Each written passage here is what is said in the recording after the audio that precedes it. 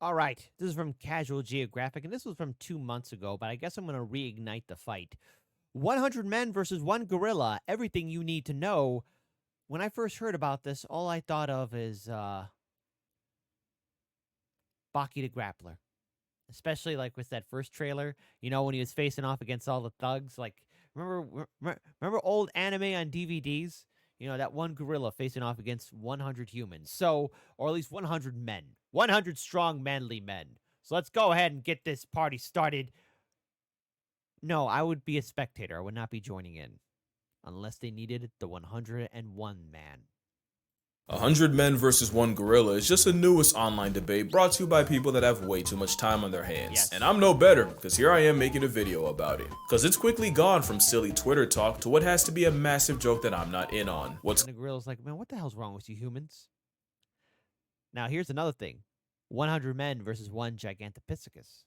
Clear is one side is getting drastically overrated, while people obviously aren't taking the other side seriously. Plus, I love animals and arguments, so if you're looking for a video to eat your lunch with, or to be the soundtrack of your commute home, I'm going to break down the question you probably didn't care about in the first place, and by the end, you'll wonder how this was ever even a question. So here's the full truth of whether 100 unarmed men could beat one prime silverback gorilla. Ah, boy. This isn't good. But first, we gotta understand what force of nature we're up against. Now, I do have a couple recent videos on gorillas, so to not repeat myself too much, I do advise that you check those out for further context. And we have checked them out, and boy oh boy, gorillas are a very interesting species. But basically everything we thought about gorillas back in the day was wrong. They're giant, non-violent, fart-happy pacifists, and the most dangerous thing about them is they can misunderstand regular human actions as an act of war. So while yeah, if you smile at a silverback enough times, he eventually will put beats on you like a Cherokee drum, most times a gorilla is just worried about the 6,000 calories he eats a day. And thank the stars for that. Gorillas are built like the developer had something to prove. They took the human model and said, drag to resize. The result is an alpha ape with a stronger bite force than a grizzly, allegedly, hands that can crush a crocodile's skull, allegedly, and just strength that we really have no way to truly comprehend. That man fully didn't plan to get casually ragdolled, but plans are always subject to change when you're around the prime ape. Gorillas— Yes, exactly. Holy cow.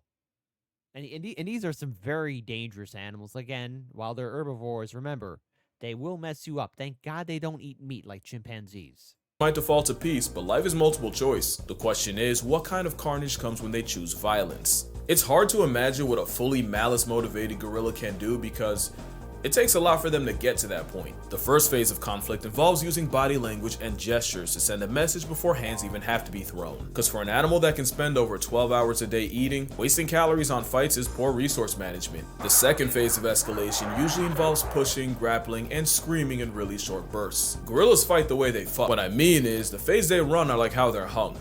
Not long at all. Because again, most times Oh, yeah, by the way, gorillas have the smallest wang bone. gorillas don't actually want to fight.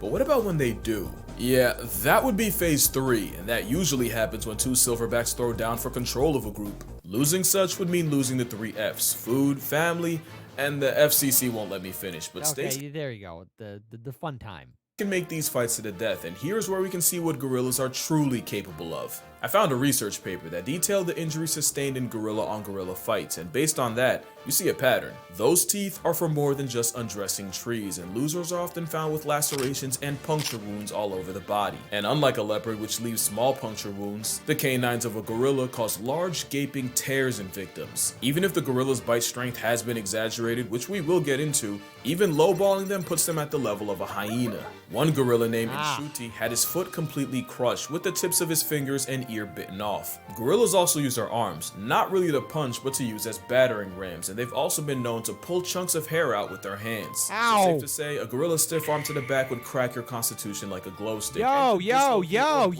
Bones by accident. And with many victims also recorded with bite wounds to the face, you'd probably be able to unlock your iPhone from 20 feet away after a gorilla puts jaws on you. So what chance would an army of humans have against a 500-pound berserker? Well, hot take, gorillas have been drastically overrated in many ways. First as fighters. Gorillas aren't efficient fighters, they're more physical brawlers and grapplers, and with everything I've said, most fights last anywhere from a couple seconds to 1 to 2 minutes at the most. Also, as strong as gorillas are, their strength has been overrated. There are some animals that just get more and more OP the more people talk about them. Chimps have been said to have the strength of 8 men when really it's closer to 1.5. It's just that they're stronger in all the ways that can kill you. And grizzly bears are already big enough, but then you got got people claiming they could decapitate a full-grown moose with one swipe. Now, what idiot would say that? And Maybe. this debate has people swearing a gorilla would rip a whole man in half like a phone book with nary a sweat. I knew the gorilla propaganda peaked when this was an actual debate. Doctor Strange can conjure up 14 million realities. You won't find one where a plus-size protein-packing primate can do anything to a full-strength grizzly bear taking him seriously. Especially since there's a much smaller predator known to give gorillas problems.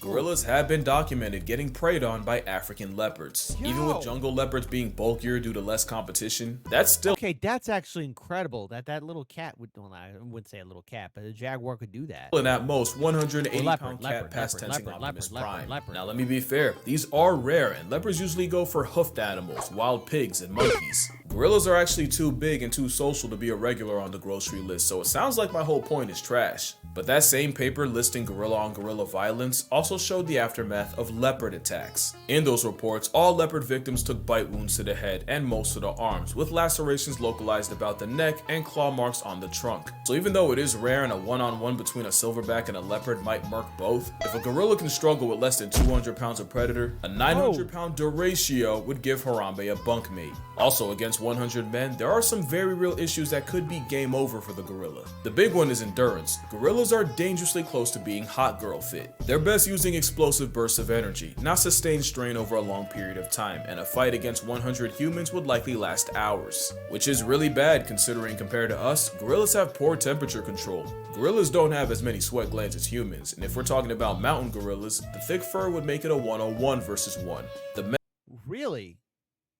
So, wow. Yeah, well, that's because we don't have fur anymore. You know, we evolved that off of us. And the risk of heat stroke. That is, if the ape doesn't just have a heart attack. Cardiovascular disease is the leading cause of death in gorillas in zoos, and 70% of male gorillas in zoos suffer from heart disease that'll past tense them prematurely. Now that might just apply to zoo gorillas, but it's still a factor. Another is the very temperament of the gorilla is highly non-confrontational. They're more likely to run away than run a fade. But most importantly, the brawling, grappling build is not a good combat style against multiple enemies. We know that cause there's another African predator that's been giving gorillas hell and you may not have even realized it. And it's weird because for a while, gorillas and chimpanzees seem like they were on good terms. They've been recorded foraging together and they'll even have their version of primate playdates. That all changed when the chimps started chimping. A couple years ago in Luongo National Park, scientists witnessed a gang of 18 chimps jump a gorilla family of 5. That's 3 females, 1 baby, and a silverback. The turf war lasted an hour, and even with the silverback apparently testing ragdoll physics, throwing chimps in the air, and even managing to injure 3.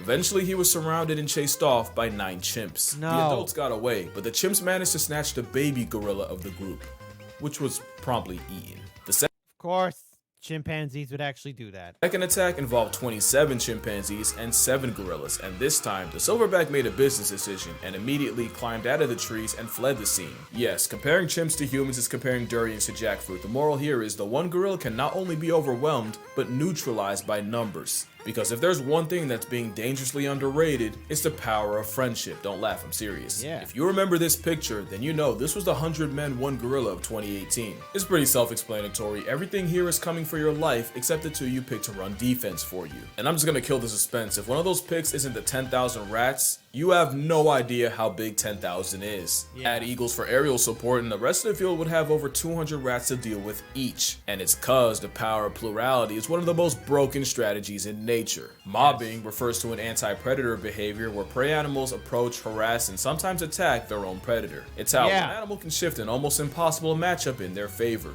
1 hyena to a lion is a chew toy. Add 20 and it's a life lesson. Pilot whales have been on record chasing orcas out of high competition areas and even actively following the sounds of orca hunts. There's plenty of examples of weaponized unity in nature, but probably my favorite case of what's akin to a mob happens off the coast of South Africa, where fur seals have to risk their spot on the census every time they check the fridge, because the seals can't go out for groceries without the chance of running into the biggest predatory fish on Earth. Oh yes, the great white shark. The beautiful, beautiful great white shark. Every year, great white sharks will gather around fur seal nurseries and snatch any inexperienced pups. The problem is so many sharks show up that a seal can dodge one great white right into the jaws of another. You've seen this movie before, but there's an alternate ending. Scientists have recorded fur seals squatting up into one giant group and using their numbers to turn on the sharks closing in. And as the mob gets bigger, the seal force gets more confident, leading to them escorting the 20-foot assault submarines back out to sea. So with all this, now it doesn't seem like a stretch to favor 100 men over just one gorilla. You could argue that the seals and the other mob merchants aren't actually getting physical with their final boss. That's true, everyone's asking if 100 men could off a gorilla, no one's asking how. Well, that's why I'm here. But first, obligatory, don't try this on a gorilla, or at least don't blame me for the Don't. Yeah, you'd be the first dude to lose your balls and your head. Consequences if you do. In a fight against a simian weighing a shack and a half, it's all about attacking the weak points, and a gorilla's weak points are the same as ours. Eyes, throat, mouth, and for measure, the jewels of the south. It's all about delivering damage that actually matters, and to do that, someone would have to perform the Draymond Green special and go for the eyes and blind him. Someone else would have to suffocate the supersized simian, either by bear hugging his windpipe, which only Tarzan backpacking plot armor can do, or by shoving your entire arm down his throat. No! Since you're already negotiating your arm elbow deep in esophagus, you'd also have to pull the gorilla's tongue out. I call that the leopard method, because a 73-year-old once soloed an attacking leopard by reaching into its mouth and ripping out the leopard's liquor. And speaking of grabbing No! Oh, that must have been one tough 73-year-old. someone would have to be elected to perform Draymond's final smash and go for the gorilla's unmentionables. Hey, don't judge, this is war. The rest would have to use their combined strength to pin the primate down, with the remainder delivering kicks to the gorilla's flank, the most powerful natural attack to the gorilla's most vulnerable area. That would probably be the best way to chip away at a gorilla. One problem though, this is still a gorilla we're talking about. Even with everything I said about their strength being overrated, a gorilla fighting for its life would show you destruction like you've never seen. It doesn't matter how many men, the method, or the facet, for those first few, their only outcome is a closed casket. Even if numbers eventually win, those first dozen or so men would be horrifically maimed, mutilated, or straight up murked. You can argue that if I can mention that 100 men running over the hill would intimidate even a gorilla, witnessing men getting mauled and disfigured would inflict psychological damage. There's an argument that witnessing the sheer carnage would weaken the resolve of the others, destabilizing the army. And you have to remember, if mobbing is natural, doing so in a way that guarantees a portion of your team sees Tupac live isn't. Even animals like hyenas will fall back if they sense they don't have enough of an advantage in a clan fight. Right. But there's a catch. The tweet that started all this said, dedicated to that shit. Surely if men can watch bunkmates get blown to bits in a war, then you can find 100 willing to die by the gorilla. If they can withstand the visceral reaction of seeing jaws getting detached, limbs getting dislocated, and a field of open fractures, 100 men would definitely beat a gorilla. And more You know what? Not me. I'll be a spectator. of the story, Unless I need to beat 101st. we have strayed After everyone has done their fair share of work. so far from the halo of Harambe. Yeah, this is the part where I do the annoying thing and turn a tweet made by someone who definitely wouldn't pass a P-test into a lecture. But like I said in the other video, gorillas have already been getting the middle finger from humanity, either in the wild or in zoos. Whether it's trophy hunting or bushmeat, habitat loss, or an unsupervised minor, humans have the highest KD ratio against our green machine cousins. Because a gorilla has never been on record life-depriving a person, even when they may have had a reason. Yet the mountain gorilla is nearly in bed with extinction mostly because of humans. But not all humans. Some dedicate their entire lives to the welfare of this giga ape, which is why I will be donating to Virunga National Park. Not only do they treat and protect the gorillas there as family, they often have to risk their lives regularly going against poachers. That and the fact that I made a video detailing how to murk an endangered species makes my soul itch, so link down below if you'd like to donate as well. I'm not kidding when I say they're family. This man was seen comforting one of his young gorillas after his mother died. And fun fact, Virunga National is where we got this gem. But yeah, that's gonna do it for this video. Fun little video that nobody should take seriously. Nah, but I think I'm gonna start doing the animal versus animal face-off video. Oh, hey, I know who that is. Life on the outside ain't what it used to be. Can't sing anymore because it'll be copyright. Videos again, so let me know what animal matchup you'd like to see me yap about. There's one I've been wanting to get into for a while. Friendly reminder that I have a book, 100 Animals That'll Bleeping End You. I'd say more, but the name's no marketing. Also, I have a Patreon, but reminder that your money's probably just gonna buy me lunch, so don't spend a check unless you've always wanted to indirectly feed me Wendy's. Or you might just fund my next trip. I mean, all this talk about gorillas, who knows? Maybe I'll go see one. Oh shit. But yeah, drink water, hug your mother. Please don't gang up on a gorilla. They've been through enough. Yeah. And I'm gonna see y'all in the next one. Beautiful.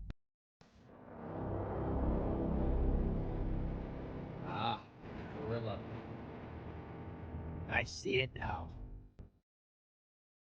All right. So, first of all, I guess I'm a little late into the conversation, but obviously, you don't want to mess with a giant gorilla. Don't fight the animals. I mean, they've been through enough.